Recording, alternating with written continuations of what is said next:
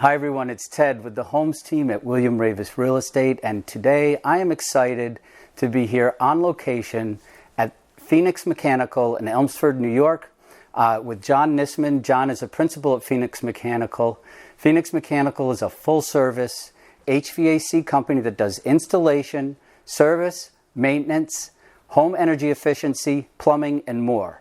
So I asked Jon to join me today to give us more information about HVAC systems, new technologies, and with the cost of utilities, especially gas and oil, going up, I thought he might have some helpful hints about that. So Jon, what do you suggest people do now with gas and oil on the rise? How can people keep their bills lower? Ted, thanks and welcome to our headquarters down in Elmsford, New York.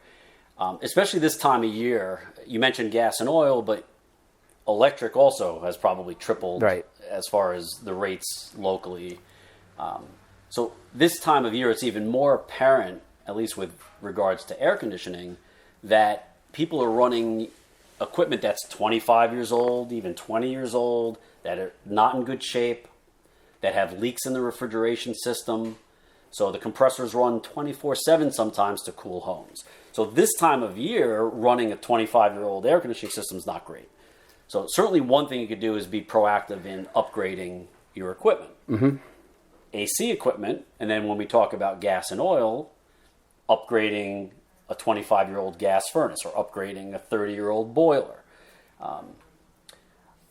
I think having the best of both worlds is the way things are going. So if you're stuck with oil or you're stuck with gas, maybe look at supplementing your home with electric heat pumps in the winter that do heating in the winter and they do air conditioning in the summer. They're called heat pumps.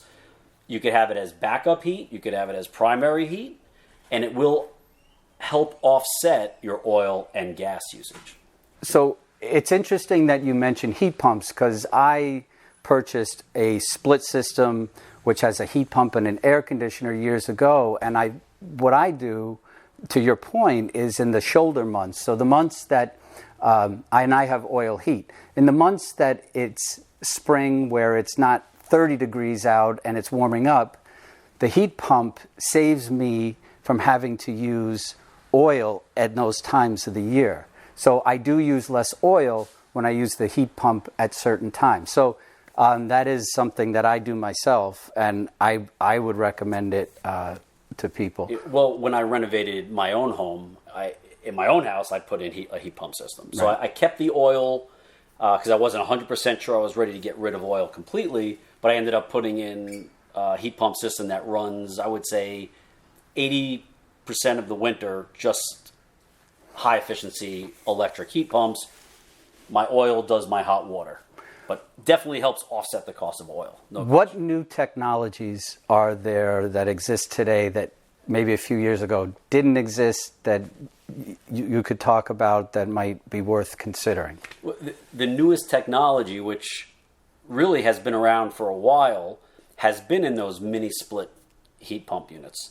The compressors are what they call inverting compressors, super efficient, very much like a car accelerator. So when you want to go faster, you push your pedal down, and it's fully modulating. It gives you just as much as you need. That's what an inverter does, and a lot of the mainstream manufacturers now are introducing them into their equipment.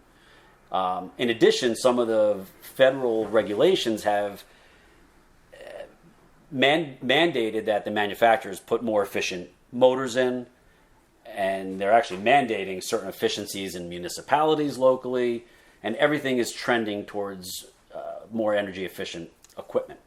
So thank you, Jon, for spending a couple minutes today about and talking to us about your business and energy efficiency. If you have any questions for Jon, his information will be in the video. You can reach out to him directly.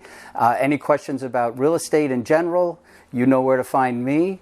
And appreciate you taking a moment to view this video with us today, and enjoy the rest of your day.